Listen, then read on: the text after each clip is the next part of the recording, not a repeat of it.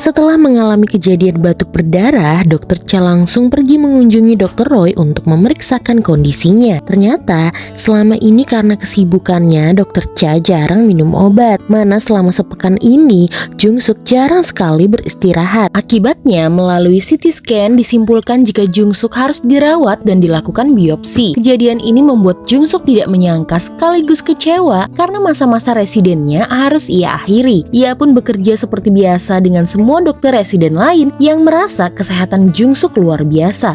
Berbeda dengan mereka yang masih muda. Mereka berpikir apakah di tahun kedua mereka masih bisa melaluinya. 네, 2년차 되면 정말 너무 좋을 것 같아요. Sementara itu, Dr. Roy kemudian meminta bantuan kepada Sora untuk menjalankan pemeriksaan kesehatan rutin untuk dirinya karena Dr. Roy sungkan jika harus melakukannya seorang diri. Sora bingung karena Dr. Roy juga memintanya untuk melakukan serangkaian pemindaian kanker leper atau transplantasi leper. Namun karena seniornya yang meminta, maka Sora pun mengiyakannya. Pada saat itu, Jung Suk dan dokter residen lainnya sedang makan bersama. Pada kesempatan itu, tiba-tiba Jung Suk mengucapkan terima kasih kepada mereka karena mau bekerja bersama dokter tua sepertinya. Mereka pun sebenarnya senang bisa bekerja bersama Jung Suk. Namun mereka heran mengapa Jung Suk berkata seolah-olah akan pergi selama-lamanya. 다른 동기랑도 잘 지내요. Sementara itu, ibunya In-ho mendapatkan telepon dari pihak kepolisian perihal investasi yang ia titipkan kepada kekasihnya. Ternyata, pria itu banyak melakukan penipuan dan ibunya In-ho diminta untuk datang ke kantor polisi. Parahnya lagi, mertua Jung Suk ini memakai uang hasil pinjaman dari temannya untuk melakukan investasi tersebut dan ia harus segera mengembalikannya. Ia pun langsung mengajak In-ho untuk konsultasi ke pengacara masalah perceraian anaknya karena Jung Suk sudah melayangkan gugatan. Meski In-ho tetap tidak ingin bercerai, tetap saja menurut ibunya mereka harus segera mempersiapkan diri. Setelah menceritakan permasalahannya kepada pengacara tersebut, jelas saja In-ho lah yang melakukan kesalahan dan secara hukum In-ho bakal kehilangan aset-asetnya. Apalagi mereka sudah berumah tangga selama 20 tahun dan meskipun Jung Suk tidak bekerja, pembagian harta akan dihitung sampai 50%. Ibu In-ho jelas tidak terima karena Jung Suk tidak berkontribusi apa-apa pada harta anaknya. Lalu ibu In-ho menanyakan tentang gedung atas nama Jung Suk yang ia pakai untuk menghindari pajak. Bukannya mendapatkan pembelaan dari pengacara tersebut, ibunya In-ho justru bisa diancam dengan kurungan penjara selama 5 tahun karena pengalihan kepemilikan. 내 건물을 뺏긴단 말씀이세요? In-ho kecewa dengan ibunya karena melakukan hal tersebut tanpa memberitahunya. Ibunya In-ho pun langsung meminta In-ho untuk segera menjual gedung tersebut dengan harga murah saja. In-ho bingung mengapa gedung tersebut harus dijual dengan harga murah. Setelah tahu ibunya melakukan investasi bodong dan memakai uang dari pinjaman, In-ho langsung naik pitam. Ia tidak percaya ibunya melakukan kebodohan dan percaya dengan laki-laki tersebut. Ibunya In-ho pun ingin putranya mencarikan uangnya, namun In-ho menolak karena ia sudah pernah meminjam uang dengan nominal yang tinggi untuk merenovasi rumah mereka. 매장당하게 생겼는데. Setelah itu, In-ho pun meninggalkan ibunya dan menelpon Jung Suk untuk bertemu dengannya. In-ho kemudian membicarakan gedung tersebut yang ternyata sudah lama diketahui oleh Jung Suk. In-ho pun berniat untuk segera menjual gedung tersebut untuk membayar utang ibunya, tapi Jung Suk menolaknya. Ia menganggap gedung itu adalah miliknya. Jung Suk lalu menyerang balik, apa In-ho punya bukti jika gedung itu masih milik ibunya? Meski In-ho menganggap Jung Suk gila, Jung Suk tidak akan mau mematuhi perkataan orang-orang yang sudah memanfaatkannya. Menurutnya, anggap saja ini adalah pembagian aset perceraian mereka berdua. In-ho pun kesal karena mereka masih belum bercerai dan juga tanpa malu, In-ho berkata jika selama menikah, Jung Suk sama sekali tidak berkontribusi apa-apa pada harta mereka. Tapi, Jung Suk tetap tidak peduli. Semua yang atas namanya akan Jung Suk anggap menjadi miliknya. Jung Suk menyarankan untuk segera menjual rumah mereka saja dan membeli rumah yang lebih kecil untuk In-ho dan juga ibunya. 이제 보니까 다 믿는 구석이 있었구만. 이러려고 우리 집 Sementara itu, karena kejadian ini, tiba-tiba ibunya In-ho malah mabuk-mabukan dan pulang ke rumah besannya. Setelah semalaman membuat kekacauan di rumah ibunya Jung Suk, paginya akhirnya ibunya In-ho sadar. Ia pun beralasan mabuk karena perceraian anak-anak mereka. Ia sangat menyukai Jung Suk. Menurutnya Jung Suk sudah seperti kakak yang selalu ada dan memahaminya. Tapi menurut ibunya Jung Suk, ibunya In-ho tidak boleh seperti itu karena Jung Suk dan In-ho akan bercerai. Jangan bilang sekarang baru menyukai Jung Jungsuk. Padahal dulu Jungsuk sangat tersiksa fisik dan mentalnya, dan ibunya Inho tidak bisa memaksa Jungsuk untuk terus bersama mereka hanya demi kenyamanan besannya itu. 우리는 지켜볼 수밖에 없지 않겠어요? Hari itu, Jungsuk tengah menangani pasien terakhirnya, pasien yang berusia sudah sangat lanjut. Ternyata pasien itu sakit bukan karena ia sudah tua, melainkan ada penyakit lain yang harus segera dioperasi, jika tidak nyawanya dalam bahaya. Sementara, pada hari itu Inho kedatangan teman ibunya yang menagih pinjaman milik ibunya Inho. Dulu, ibunya Inho selalu membangga-banggakan putranya, makanya teman ibunya datang kemari untuk melihat apa benar perkataan ibunya Inho. Inho yang sedang pusing dengan masalah ibunya itu kemudian ditelepon oleh ibunya yang langsung menyuruhnya untuk pinjam uang saja kepada Seunggi. Tentu saja Inho menolak dan tak habis pikir dengan jalan pikir ibunya. Kemudian tiba-tiba Inho bertemu dengan Seunggi dan Inho pun langsung mengajaknya untuk bertemu pada malam ini. 저녁 때 잠깐 시간 되니?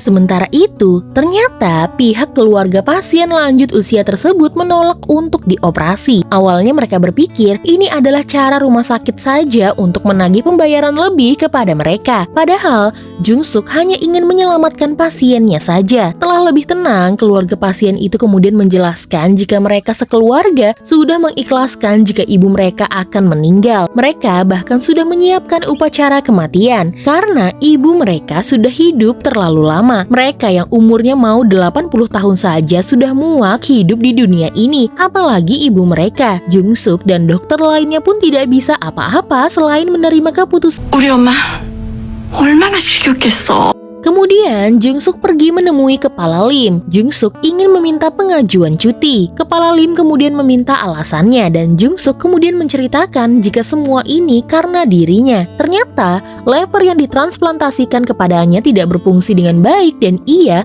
harus segera menjalani perawatan lagi.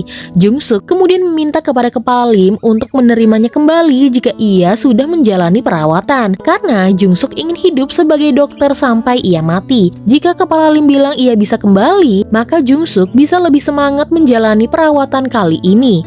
Kepala Lim pun langsung mendiskusikan hal ini kepada departemennya karena ketidakhadiran Jungsuk akan sangat berpengaruh kepada rumah sakit. Seunggi terlihat sangat khawatir dengan kondisi Jungsuk. Apakah ia benar-benar bisa kembali bekerja lagi? 그런 일이 생길 것 같아서 복직을 받아주는 게 Sementara itu, Dr. Roy dan Jungsuk pun bertemu dan ternyata Dr. Roy menyampaikan jika ia bisa mentransplantasikan levernya kepada Jungsuk. Jungsuk tentu tidak akan menerimanya. Namun Dr. Roy tetap memaksa, ia lebih suka mendonorkannya kepada Jungsuk ketimbang dengan ayahnya yang baru ia temui. Dr. Roy hanya ingin Jungsuk hidup sehat dan bahagia karena hanya itu keinginan Dr. Roy. 건강하게 잘 사는 모습 보고 싶어요.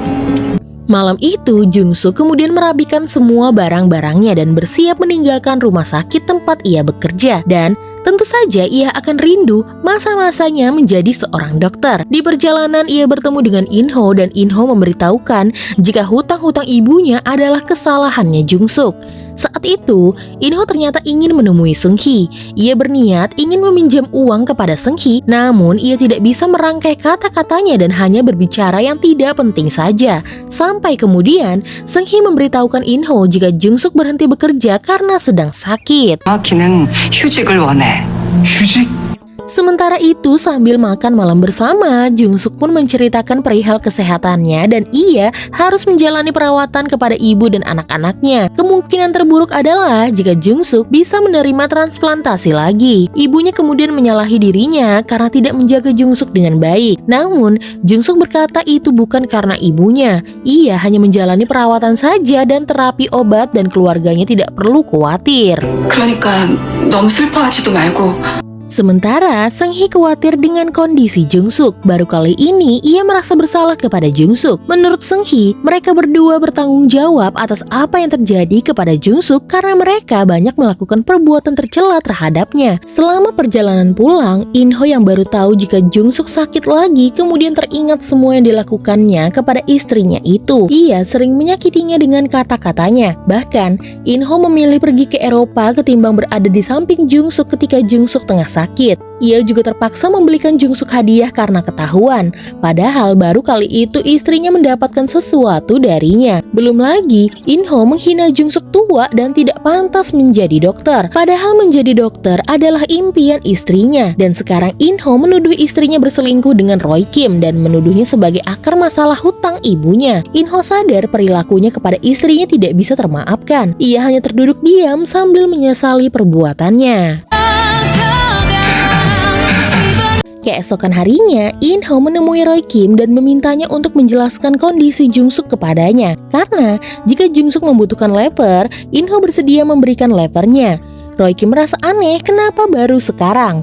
Inho kemudian mendatangi Jungsuk di ruang rawat inap. Ia pun meminta Jungsuk untuk menjalani perawatan terbaik, terapi obat, dan jika perlu Inho akan mendonorkan lepernya. Sama dengan Roy Kim, Jungsuk berkata, kenapa baru sekarang? Ya meskipun terlambat, Inho akan melakukan yang terbaik. Namun meskipun begitu, Jungsuk tidak mau menerima lepernya Inho. Jungsuk berpikir, jika Inho mendonorkan lepernya, maka Jungsuk akan mengembalikan gedung ibunya. Jungsuk sudah melaporkan gedung tersebut ke real estate dan jika ada penawar, maka mereka akan segera menelepon Inho. Jungsuk bukan tipe orang yang akan mengambil barang milik orang lain. Namun lucunya, Inho bersikeras meminta Jungsuk untuk memberikannya kesempatan kedua. Ia ingin menebus semua luka yang ia berikan kepada Jungsuk, namun Jungsuk menolak karena pada akhirnya ia akan segera berpisah dari Inho. Inho lalu menyalahi dirinya karena Jungsuk menderita penyakit ini. Jungsuk pun tidak terima. Inho berkata seperti itu. Semua ini adalah takdirnya. Dia yang salah karena tidak menjaga kesehatannya sendiri. Jadi, ini bukan salah orang lain. 서로 힘들게 노력하지 말고 이렇게 된 마당에 무슨 이식을 해주고 무슨 기회를 줘. Sementara setelah Inho pergi, Roy Kim pun menjenguk Jungsuk. Ternyata saat itu Jungsuk tengah melihat rumah duka tepat di depan jendela kamarnya, di mana hal tersebut membuat Jungsuk sadar betapa dekatnya kehidupan dan kematian. Roy Kim kemudian meminta Jungsuk untuk terus berpikir pengobatan Jungsuk akan berhasil dan ia bisa segera kembali bekerja. Namun Jungsuk merasa jika memang ia harus pergi sekarang, ia tidak apa-apa karena menurutnya saat-saat ini adalah momen terbaik bagi dirinya dan ia tidak membebani anak-anaknya. Roy Kim pun kemudian menanyakan apa yang ingin dilakukan oleh Jungsuk sebelum ia menjalani perawatan yang lebih berat esok hari. Jungsuk pun kemudian mendapatkan sebuah ide. Setelah itu, Jungsuk melihat Seung-hee ada di depan pintu kamarnya. Mereka pun langsung berbicara berdua di atas atap, di mana Seung-hee ingin Jungsuk kembali sehat dan kemudian bekerja lagi. Pada kesempatan itu juga, Seung-hee meminta maaf kepada Jungsuk atas semua perilakunya. Awalnya, Jungsuk mengira ia tidak butuh permintaan maaf dari Seung-hee. Namun setelah mendengarnya, ternyata ia bisa menerimanya. Dulu, sewaktu mereka berdua kuliah, Jungsuk ingin sekali menjadi temannya Seung-hee karena Seung-hee adalah anak yang begitu pintar. Jika dari dulu mereka berteman, mungkin sekarang mereka berdua bisa minum-minum bersama sambil membicarakan suami-suami mereka. Mereka berdua sudah melalui banyak hal dan sekarang Jungsuk ingin hidup tenang. Ia ingin Seung-hee pun begitu. 너도 그러길 바래. Hari itu, Inho mendengar dari dokter residen lain dan Jungmin jika Dr. Roy melakukan pemeriksaan kesehatan yang mengarah kepada transplantasi leper. Mereka berpikir, apa jangan-jangan Dr. Roy ingin mendonorkan lepernya kepada Dr. Cha. Inho yang mendengar hal ini langsung naik pitam. Ia langsung mencari di mana Roy Kim berada. Roy Kim kemudian mengajak Inho bertemu di sebuah bengkel sepeda motor. Dan di sana, Inho marah karena mendengar jika Roy Kim akan mendonorkan lepernya kepada istrinya. Menurut Roy Kim, apa salahnya karena pendonor tidak harus dari anggota keluarga? Inho berkata jika Jungsuk adalah istrinya dan yang berhak menjadi pendonor adalah dirinya. Roy Kim kemudian berkata lagi jika ia takut jika Inho tiba-tiba berubah pikiran seperti dulu. 남편 놔두고 왜 당신 간을 받아? 그리고 나는 술도 안 마셔. 내가 더 젊고 운동도 많이 합니다. 그 말이 되는 소리? Lalu tiba-tiba Jungsuk datang dan ia sudah merubah pakaiannya dari pakaian pasien ke pakaian anak motor. Ia berencana jalan-jalan naik motor bersama dengan Roy Kim. Menurut Inho, lebih baik mereka berdua langsung bertanya kepada Jungsuk siapa di antara mereka yang akan Jungsuk terima, Inho atau Roy Kim. Telah berpikir, Jungsuk kemudian sudah memutuskan lever siapa yang akan ia terima. Ia lalu menunjuk satu orang, namun siapakah orang tersebut? 내 결정은